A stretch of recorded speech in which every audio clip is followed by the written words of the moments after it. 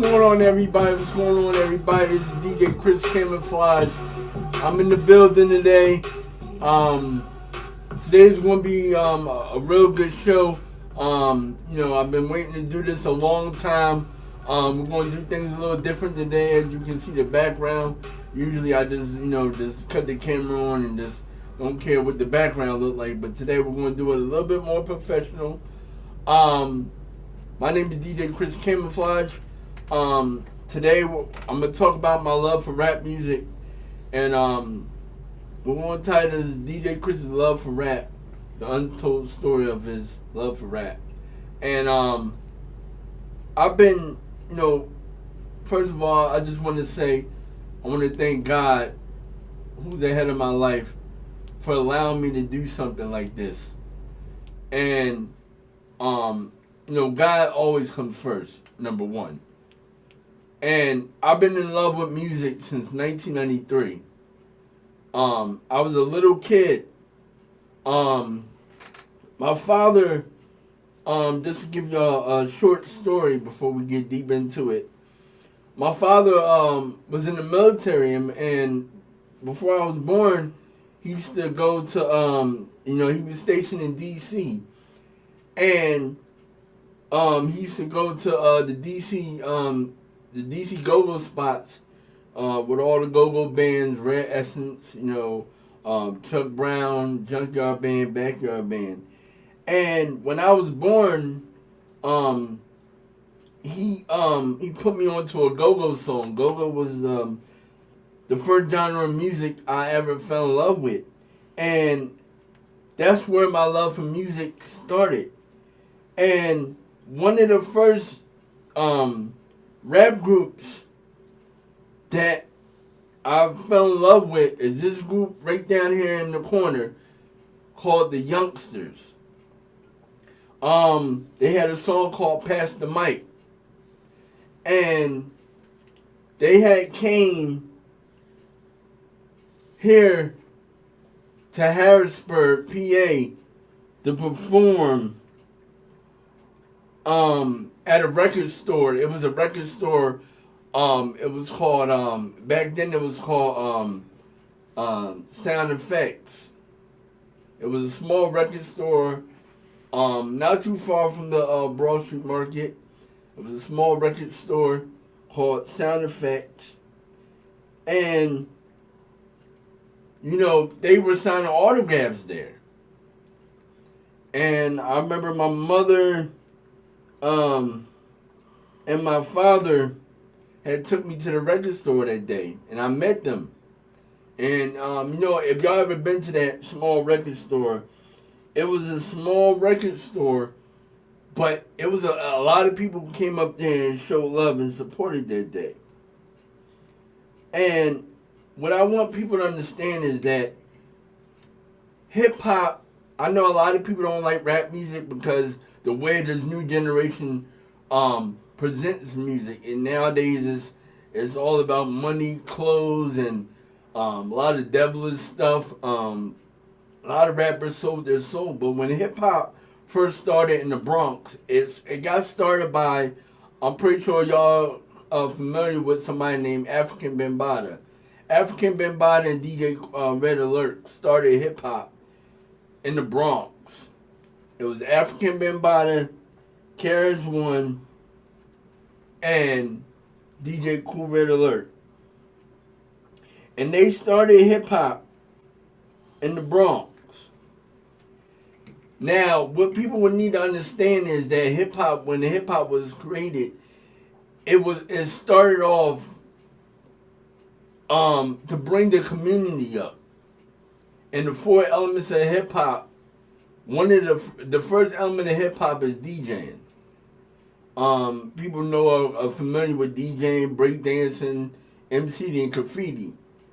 But DJing was the main elements of hip hop that started in the Bronx. And back to my love, in 1993, I was at that record store called Sound Effects. And I met this young group right down here in the corner that you see called the Youngsters. I met them, and they were nice guys. they were down to earth, humble guys, and got their autograph. I have a picture with them at home somewhere. I got somewhere in my garage. But I took a picture with them, and that was the first group I met. My mother was there, my father was there, and their first album came out. Their first album came out. It was titled Something for the Youngsters. It was an album for young kids. You know, most kids were into video games, Sega Genesis and Nintendo 64, but these young guys were into rapping. They loved rapping because that was their passion. That was their passion. And the members of the group was Taj Goodman, Quan Goodman, and Tariq Deshawn. They were the youngsters. They were young kids that loved hip hop. See, there's a difference between rap and hip hop. Rap is the music. Hip hop is a culture. What I explained to you, DJing, MC graffiti, and breakdancing.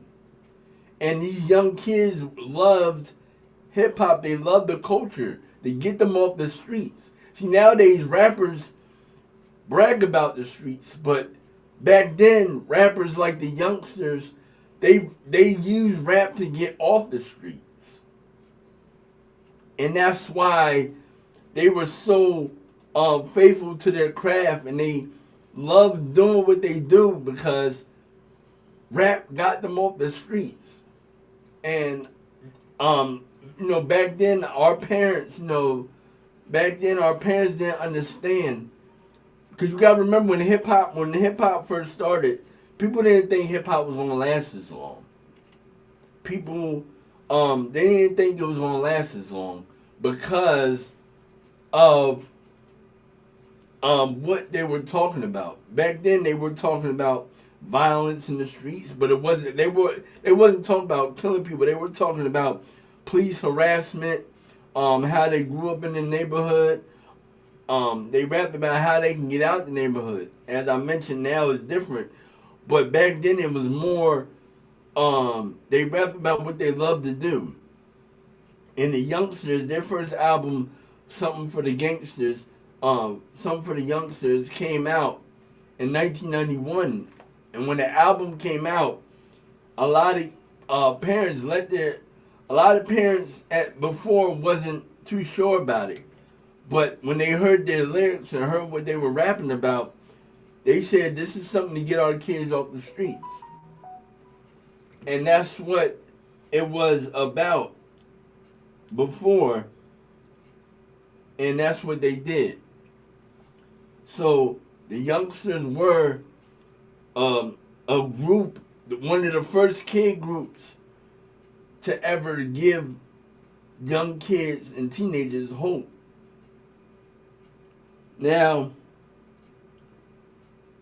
this next group I'm going to talk about is, y'all can see below, is a group called Kris Kross, Chris Kelly and Chris Smith. They were another young group to get the youth off the streets and to give kids hope. They had songs, Warm It Up Chris, which I'm going to get to that in a minute, Jump, and I Missed the Bus. And a lot of kids back then were missing the bus, playing around at the bus stop, horse playing with their friends, playing around with their friends, and they end up missing the bus. Or the case back then were they overslept and they woke up late, and they woke up and they realized that they were late for school and they was missing the bus. And that's what, if you can see, this is them right here below me. Kris Kross, Chris Kelly, and Chris Smith. they rapped about stuff like missing the bus. They rapped about what the youth were doing at that time. You gotta remember back then, kids like I mentioned, the youth back then wasn't messed up as they are now. You know, Criss Cross was the first rap group to ever wear their clothes backwards. Um, their producer Jermaine Dupri had found them in the mall, and he was shopping in the mall, and some young kids came up to him, asked him to rap, started rapping, and he liked them. Criss Cross wasn't, they were it was a regular day at the mall. They were just, shopping and, trying to talk to all the girls, and they happened to come across Jermaine Dupri. And Jermaine Dupri liked them. And when they first came out, it was their idea. It was Criss Cross's idea to wear their clothes backwards. Because at the time, everybody was wearing their clothes normal. And they said, what can we do to stand out different? And they said, let's put our clothes on backwards. Criss Cross, I love them. Those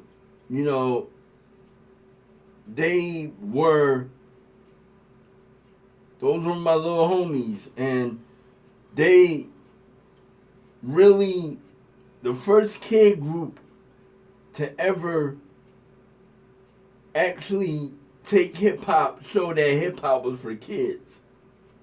Criss Cross, they stood out because one, they wore their clothes backwards, and two, they didn't cuss, they didn't use the N-word or nothing. You gotta remember, back then, the N-word wasn't as glorified in music like it is now. Nowadays, it's just people use the word. Not only do they use the word, but they say it like they're proud about it. I'm going to talk about that later. But Criss Cross didn't do that. They never cussed. They never used the N-word. All they wanted to do was wear their clothes backwards and go to school and give their friends, their peers, hope that you don't have to be out in the streets, that you can actually do something with your life. That's what they did with hip-hop. And Criss Cross is in my top 5.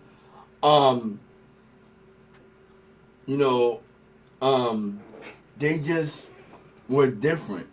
Their music was different.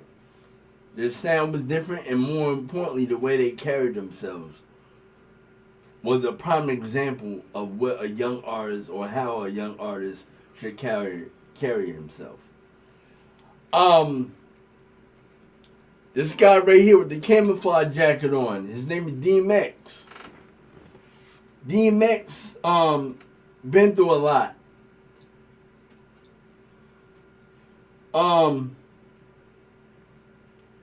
DMX been through so much. He was a praying man. Before he used to, and a lot of rappers who've been on tour with him would tell you this, that before he performed on stage, he prayed before he rapped. And that's one rapper and brother that wasn't scared at all to display his relationship with God in front of the media. And in fact, that's one of the reasons why, not the main reason, but it's one of the reasons why a lot of media outlets didn't like him too much, because he wasn't scared to put his relationship with God on display. He wasn't scared to show his faith. He prayed before he rapped. He put God in his rhymes a lot of times. He had countless of songs, countless songs talking about God.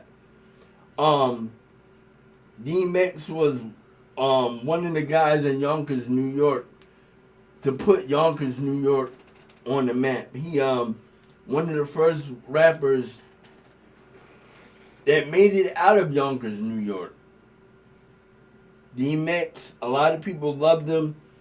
even the people that didn't like him too much, said that he has his issues, but at the end of the day, he's a real down to earth, and he's a real man to God, to the point where he could have, he knew the word of God. He had lyrics talking about it, and that's what a lot of people miss about him, is that even though he used hip hop and he was a rapper, his faith stood out more. People will always remember him as him praying before he raps. I remember Method Man said that when he first went on tour with DMX, and he saw him, the first time he went on tour with him, he saw him rapping, and he saw him praying, and he thought it was a joke. And by the second and third concert they did together, that's when he realized that he was really taking his relationship with God serious. And DMX will be missed not because of his rhymes, but because he was the first rapper not to be afraid to put his relationship with God on display in front of people. These guys standing behind me, move out the way a little bit so you can see them. Those guys are called State Property. Beanie Sigel, Freeway, Chris and Neef, Oskino, Milio Sparks, and Petey. They're from all different parts of Philly, but mainly they're from North Philly. The only one that's not from North Philly is Beanie Sigel, the leader of the crew. Beanie Sigel started rapping in 1997.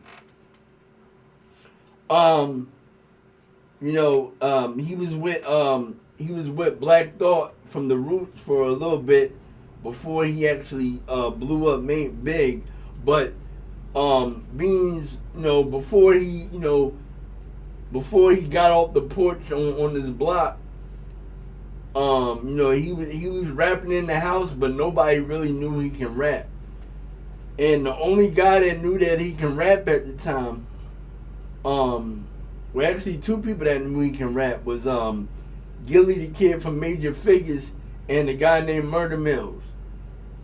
And this other rap group, they wasn't big at the time. They were local guys in North Philly. They were called Philly's Most Wanted. They went up to New York to have a meeting with Jay-Z. And it was actually their meeting. They went up to New York to rap for Jay-Z and have a meeting with him.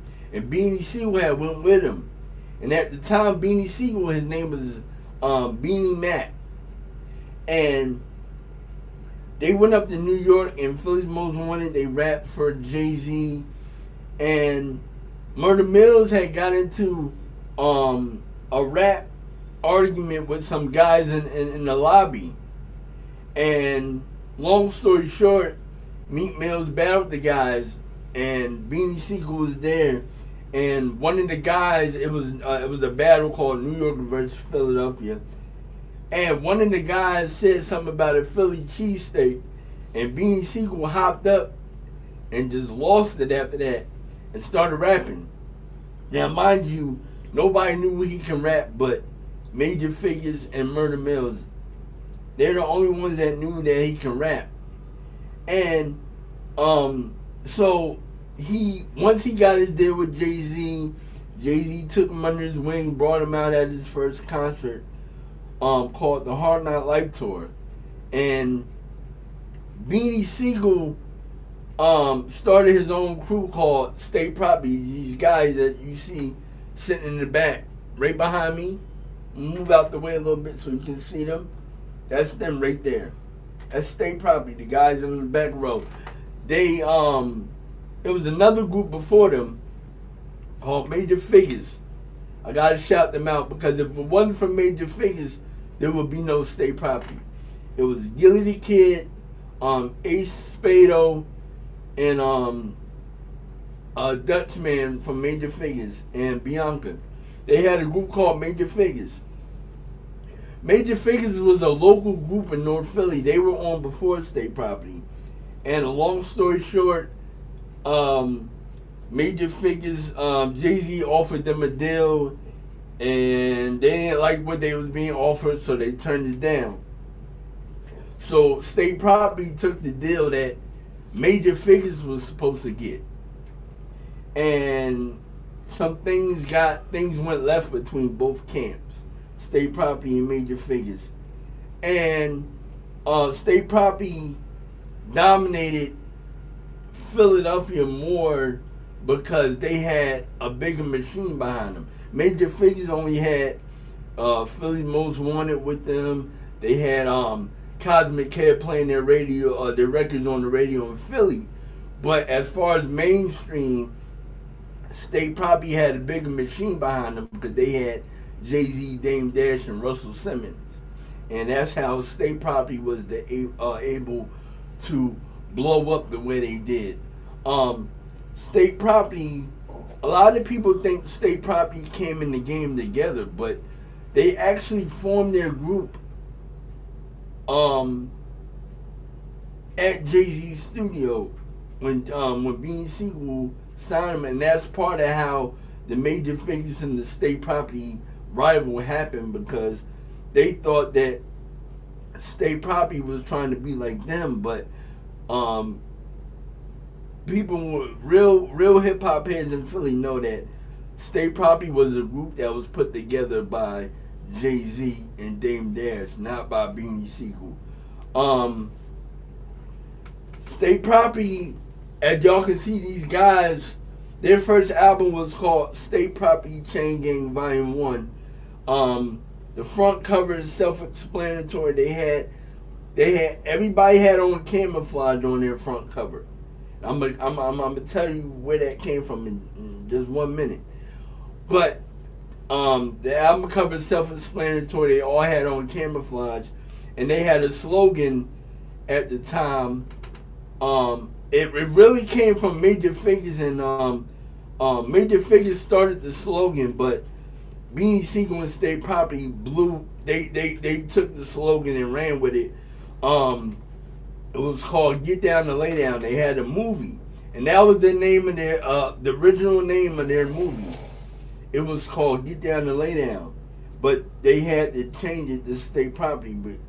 But State Property dominated Philadelphia. They had two major big albums because they had Jay-Z and Rockefeller as a machine to push them. And in 2005, fast forward to 2005, when Rockefeller and Jay-Z and Dame Dash went their separate ways, broke up, State Property broke up as well. Beanie Sigel got booked and went to jail in 2005. And while he was in jail, that's when the group went their separate ways and split. But they're back together. Last year they performed at the Roots Picnic. A lot of people in the group had solo projects. Freeway, he had went to jail, and when he got out of jail, he was performing at a nightclub in Philadelphia, and that's where he met Beanie Sigel. Beanie Sigel was rapping at a club, and some guys in the crowd was heckling him. They was heckling him. And Beans told the security to let them on stage. So they was rapping. So Freeway was in the crowd, and Freeway got on stage, and they just both went at the guy that they were heckling, and that's how Beanie Sigel and Freeway became friends. Freeway was the first one to get signed to State Property out of everybody. Like I said, the whole group, they're from different parts of Philly. Beanie Sigel's from South Philly. Chris and Eve, they're from North Philly. Freeway is originally from West. He's originally from West Philly, but his career started off in North Philly. Oskino Vasquez and Emilio Sparks, these guys that you see to the right of me. They are from West Philly. They used to be with a group called ICH. Um, and that group, something happened in that group. They had a falling out, and then they joined Bean Seeker with State Property. Um, and like I said last year at the Roots Picnic, they actually did a reunion at the Roots Picnic, and they're going to do a concert later on at the end of this month, on the 25th, I believe. They're doing a concert. Freeway is doing his annual of his album Philadelphia Freeway that dropped in 2003, and they're going to do a concert in Philly. So I'm gonna try to make that. Now moving right along. This group behind me that you can see right here, they're called Mobb Deep, Prodigy and Havoc. They're from Queensbridge, New York. They started off in Queensbridge, early 90s. This guy, Prodigy, who's the leader of the group, he had a rare disease called sickle cell, and he had caught that when he had it, but he found out he had it when he was in jail, and before he went to jail, he had a beef with a lot of rappers, and when he went to jail, when he came home, he squashed his beef with all the rappers that he had a beef with. But Mobb Deep is a legendary group in Queens. They had a song called Shook Ones. Shook Ones, the remix. They had a song called Burn. They had a song called Getaway. And Mobb Deep is one of the biggest duos out of Queens, New York, under Nas. You had Nas, Jungle, Bars and Hooks, Capone and Noriega, and you had these guys, Mobb Deep. Like I said, they started in the early 90s. Mobb Deep are one of the realest groups out of Queens, New York. Just to give y'all a little history real quick. In Queensbridge, there's a neighborhood around the corner from Queensbridge called Left Rack. Anybody ever been to Queens, New York, know about Left Rack. At the time, Left Rack and Queensbridge didn't like each other. And Nas and Mobb Deep, Capone and Noriega too, because Capone lived in Left Rack. Capone lived in Queensbridge and Nori lived in Left Rack.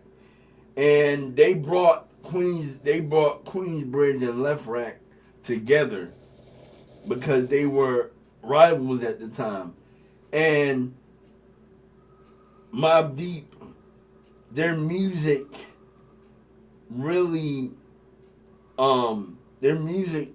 put Queensbridge on the map because a lot of people, they were real with their music. They really talked about what they lived in their rhymes. Most rappers don't talk about what they lived in their rhymes. But Mobb Deep definitely did.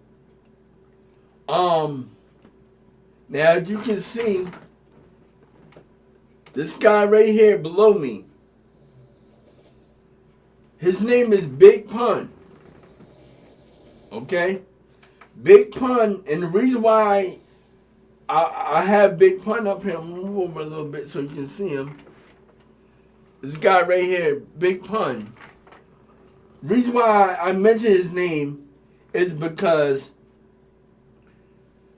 a lot of people leave him out of one of the greatest rappers who ever existed, because Big Pun is one of those rappers where he always freestyle off the top of his head. Big Pun, even though Fat Joe found Big Pun, I gotta salute to Fat Joe. Shout out to Fat Joe and Big Pun's manager, the infamous Mick Benzo. I have to shout out to the infamous Mick Benzo. I have a story about him.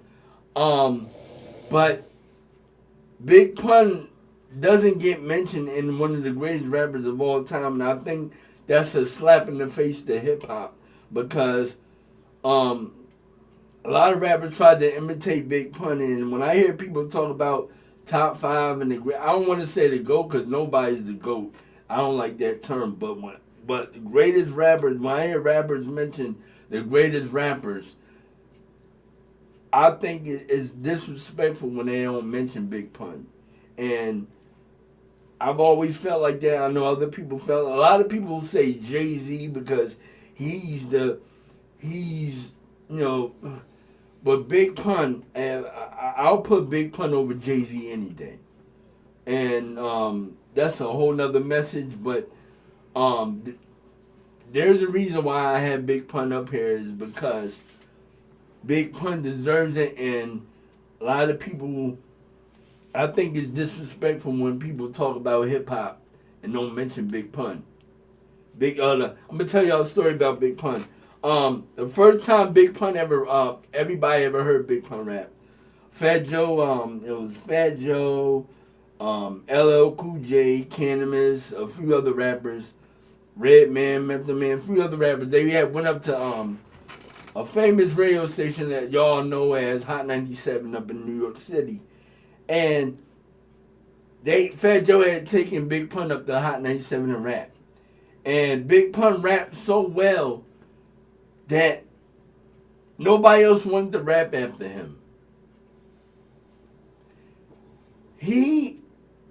And that's why I think it's disrespectful that rappers leave him out of the conversation of greatest of hip hop, because Big Pun was one of the first and only guys that can rap and nobody else want to rap after him.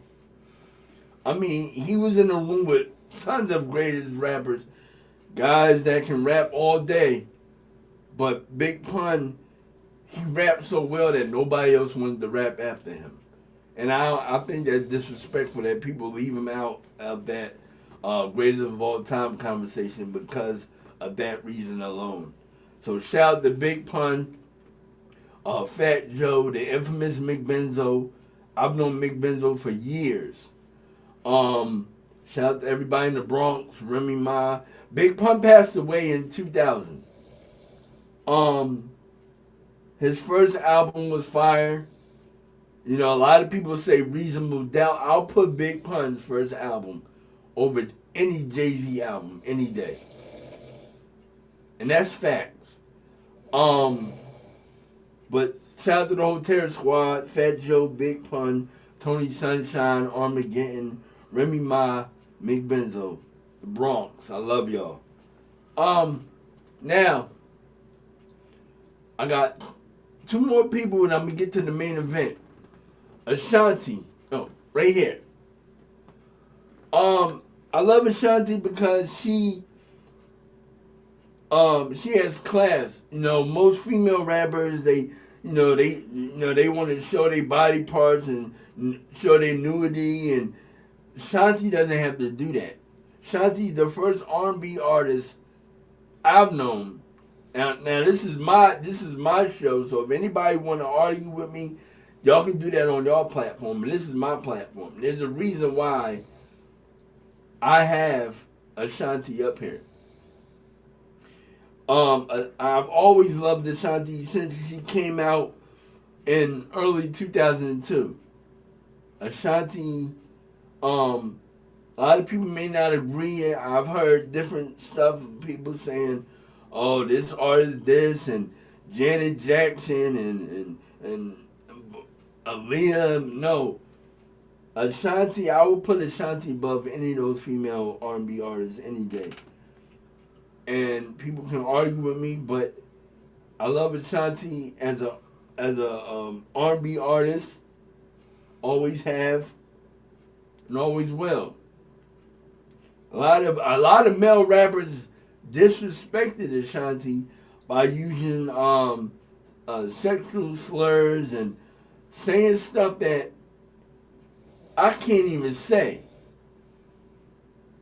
And that's disrespectful and it's not right. And I remember a quick story. I remember when 50 Cent, Ja Rule was going at Murder Inc. and G-Unit. And Lloyd Banks from G-Unit had said something disrespectful about Ashanti on a song. And this is when Ashanti first started dating Nelly. And Nelly seen Lloyd Banks. Lloyd Banks, this guy right here in the corner. Right here in the corner.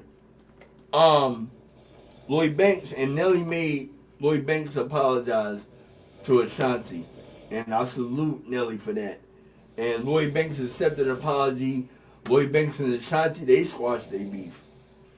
Speaking of Lloyd Banks, I'm gonna speak about Lloyd Banks, and I'm gonna get to the main event.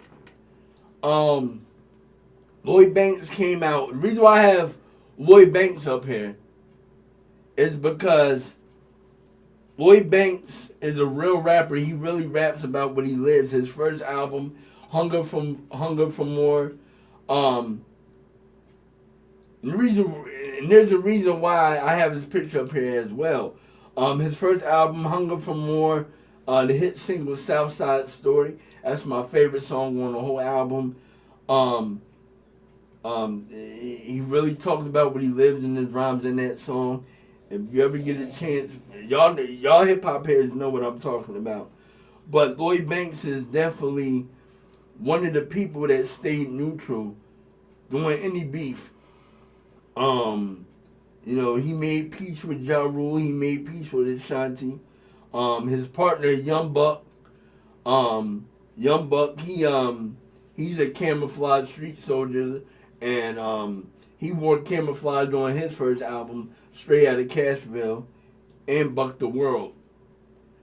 So shout out to Lloyd Banks. Now I'm gonna get to the two main events. Oh, Black Child, the one that's standing behind the youngsters, he's underneath the youngsters, but in between state property. Black Child is from Murder Inc. Ja Rule's right-hand man. Black Child was, he's another rapper from Queens that really rap what he lives in his rhymes.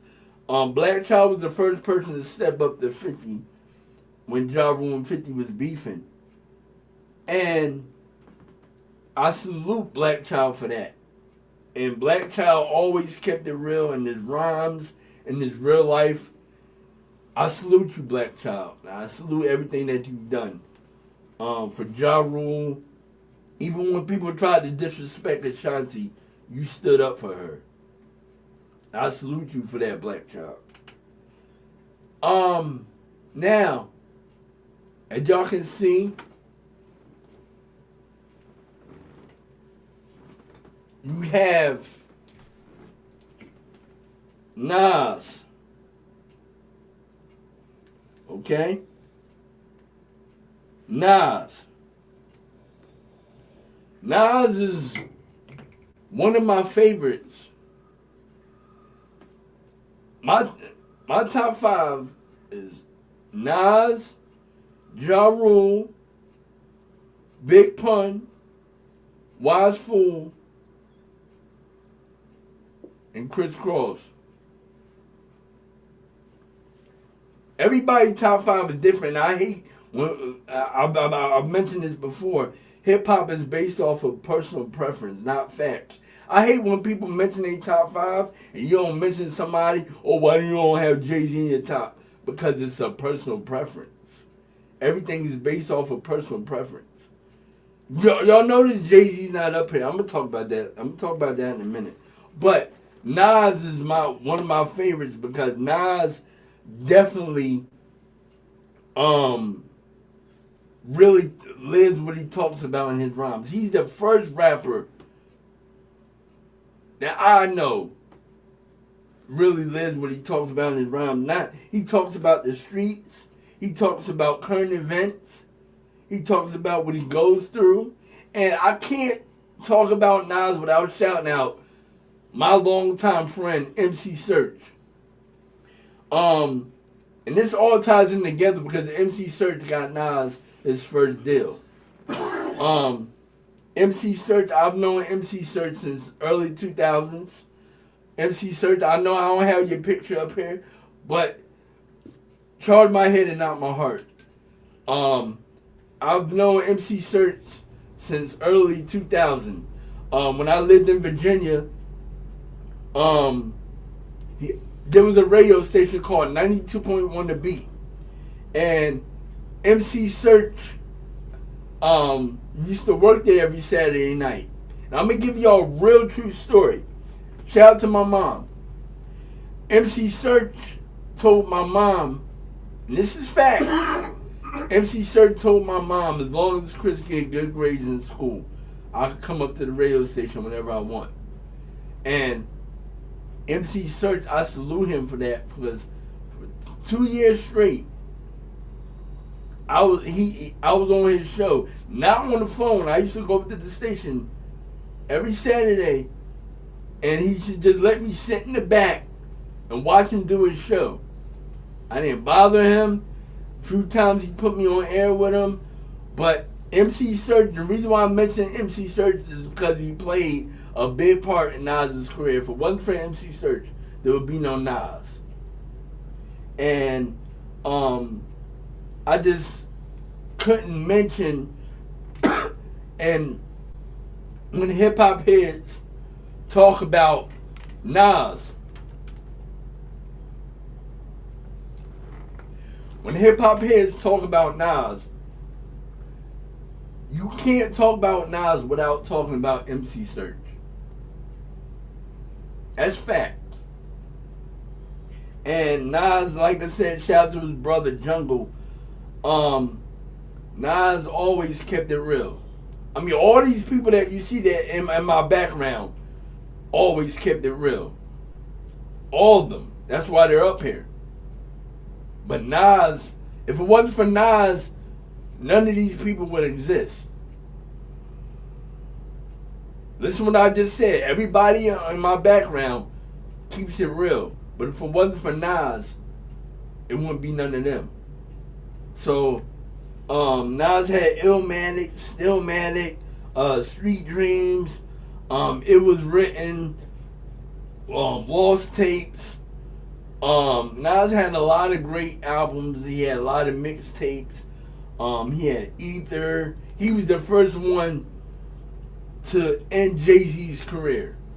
I said that. This is before Jay-Z did the Illuminati stuff and all that. Nas was the first rapper to end Jay-Z's career.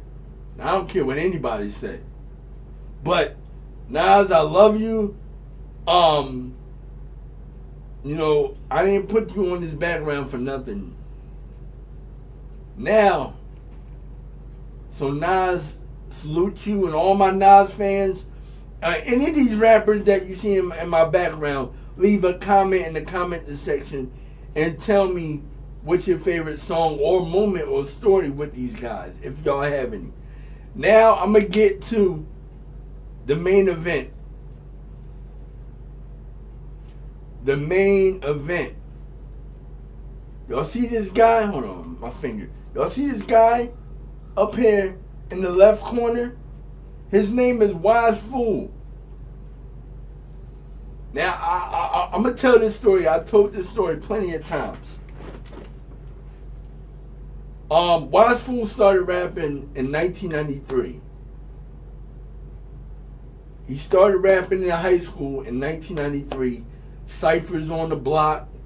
He went through mad rap battles, mad ciphers. Everybody on the streets in New York City know who he is. He's the reason why I started wearing camouflage fatigues. Wise Fool is a legend in New York City. Let me break it down for y'all. He started rapping in 1993. He put out his first mixtape in early 2000 called Wise Fool Most Hated. Shout out to my man DJ BLO. BLO, man, salute you, man, because you played a big part in this too. DJ BLO. Um, Wise Fool put out his first mixtape in early 2000. It's called Wise Fool Most Hated. Um, it was a mixtape. He talked about a lot of stuff that he'd been through, beefing with um, the the remote location. I can't say who they are. I mean, we can say who they are, but we can't elaborate. The remote location, the Illuminati, the CIA. They tried plenty of times to try to kill Wise Fool. They tried to kill him. They put him through a lot of stuff. They deleted all his a lot of his music off of social media. They put him in the hospital in 2007. Wise Fool was in the hospital for a whole week in 2007. A week after he got out the hospital, he received a letter in the mail with death threats. You know how when you get a letter in the mailbox, and you have a P.O. box where the letter came from? Well, the letter that they sent Wise Fool in the mail didn't have a return address on it. And they were sending Wise death threats. They told him if he don't stay out of New York, if he don't stop wearing camouflage, they was gonna kill him. He received a lot of death threats, and he been through a lot of stuff. Like I said, his first mixtape was called Wise Fool Most Hated. His second mixtape was called Street Soldier Hymns Volume 1. He was in and out of the hospital from 2007 to 2010.